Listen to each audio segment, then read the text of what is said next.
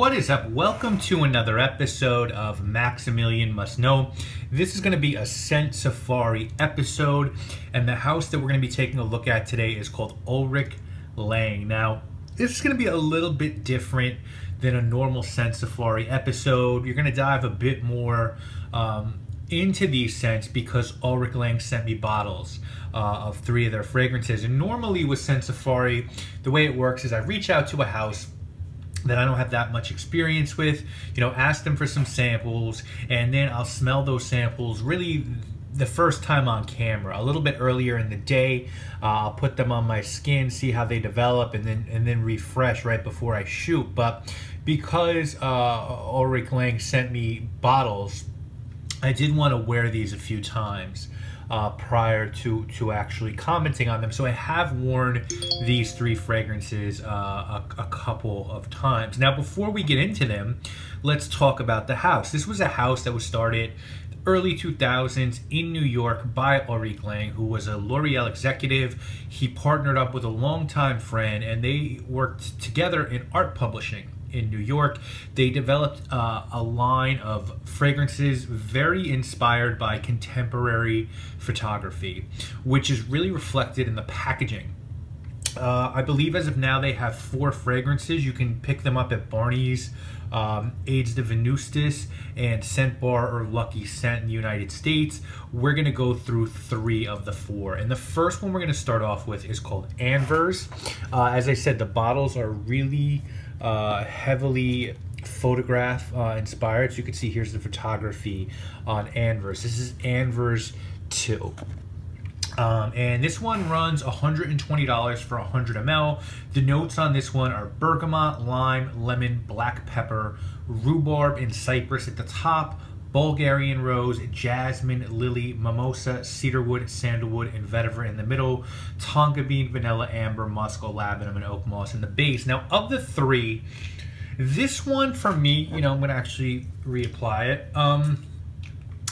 I don't think it's anything to go crazy about. I think to me it's a really good fragrance. It smells to me, honestly, almost like something designer, an upscale designer fragrance. Reminds me a lot of L'Homme by Yves Saint Laurent. This perhaps has a sharper citrus edge to it. It's more natural than L'Homme, and it's a very nice blend. I'd say it's definitely a unisex fragrance. It's really nice if you just want something that you can hop out of the shower, spray on, smell fresh, smell clean. It's got a little bit of soapiness to it. Anvers 2 will work for you. I heard Anvers 1's a little darker than this one. I think I probably would have preferred Anvers 1, but this is a nice, clean fragrance. I think it's great for a guy. No problem with it. It's just not something that I get gaga over personally, but it's definitely a good scent. The next one is Aperture. And you can see Aperture on the box, just the photography is darker. You have this shadow only of a figure, a portrait, and this sort of different sunset hues. And you can see that the box here is black as opposed to this tan box in Anvers. And Aperture retails for $200. Aperture is a more expensive fragrance. And the notes on Aperture are aldehydes, pink pepper, black pepper, and white pepper at the top. So you get a lot of pepper. Tobacco, jasmine, cedarwood, and a hint of muguet, which is lily of the valley, in the middle. Musk, vetiver, ambergris, animalic notes, and amber in the base. And this is far and away my favorite. I love this fragrance. Now, to me, guys, this one is very much reminiscent of one of my favorite niche fragrance of all time, actually, is Zing by L'Artisan Parfumé. Of course, Olivia Jacobetti wanted to do a fragrance inspired by her love of the circus, and so we got Zing. And Zing is sort of that gourmand, animalic fragrance. This is very much reminiscent of that, but no pun intended, it's a totally different animal. You do have that animalic side to this one.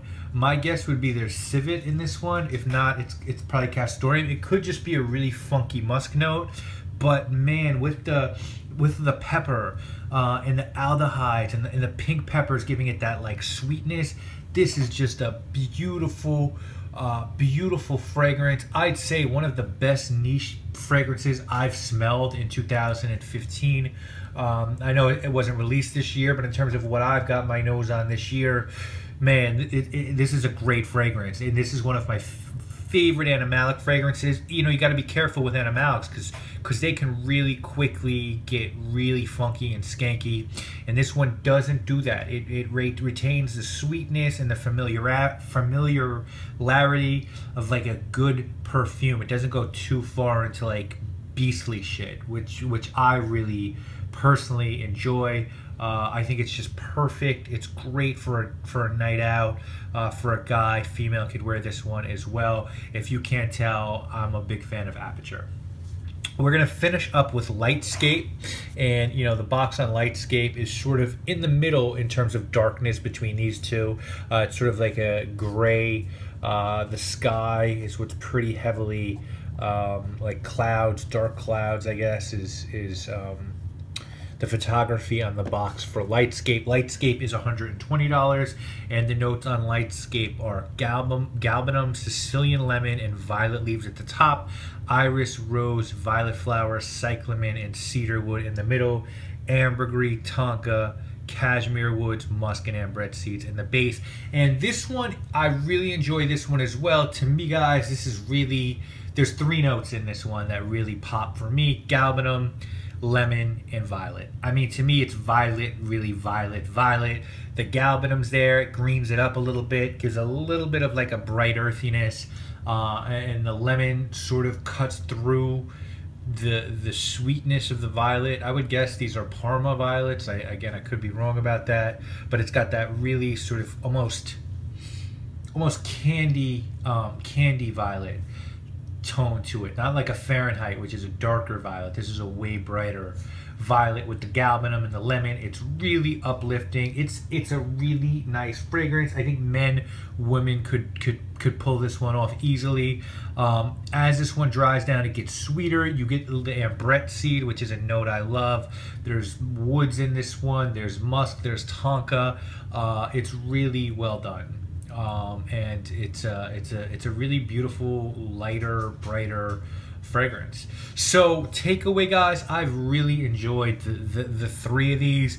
Anvers will definitely be something I reach for sort of out of the shower, but I could really see, you know, rocking Lightscape heavy in the spring and Aperture heavy in the colder months. So really great job by Ulrich Lang. I love to see the photography with the fragrance. Obviously, that's sort of become, I don't want to say a trend, but like obviously Olfactive Studio sort of I would believe was inspired by this line, and I just think it's cool when, you know, like Room 1015 sort of combined art, combined music with fragrance. I love seeing other genres of creativity use fragrance as a means to expand their art. So really cool concept. The bottles are dope. The boxes are cool. I like that all the boxes are different. I think the fragrances, you know, shit like this could be looked at gimmicky. It could be looked at as gimmicky if the fragrances don't smell good, obviously. And these fragrances are the real deal. They're beautiful, beautiful fragrances, and they all have a story of their own, and they all are different enough to be used at different times and different moods. So I really, really recommend you guys taking a look at these. It's a line that doesn't get a lot of play in our community, but these are solid fragrances at good price points. So I'm going to link to Ulrich Lang in the description. Guys, if you have any questions about the line, I'll do my best to answer them for you if you want to leave a comment, and I'll see you later this week with more videos. Guys, you know what it is. My name is Maximilian, and I must know that I almost believe that